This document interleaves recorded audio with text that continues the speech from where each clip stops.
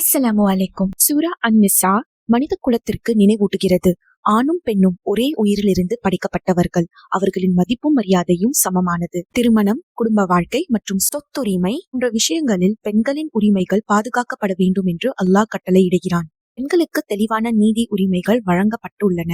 அவர்களின் மகர் அவர்களுக்கே உரியது. அது மரியாதையின் பரிசு, கடமை அல்ல. பெண்களை நோக்கி செய்யப்படும் அனைத்து விஷயங்களிலும் நீதியே கட்டாயம். அடக்குமுறை, தவறான பயன்படுத்தல் அல்லது அநியாயமான நடத்தை கடுமையாக எச்சரிக்கப்படுகிறது.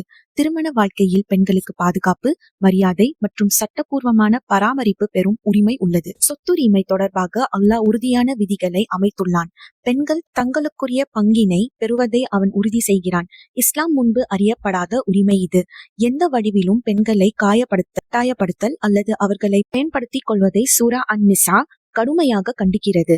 எல்லாவற்றிற்கும் மேலாக பெண்கள் எப்படி நடத்தப்படுகிறார்கள் என்பதை அல்லாஹ் எப்போதும் கவனித்துக் கொண்டிருப்பதை உணர்ந்து நீதியுடனும் இறை அச்சத்துடனும் வாழுமாறு அவன் விசுவாசிகளை அழைக்கிறான்.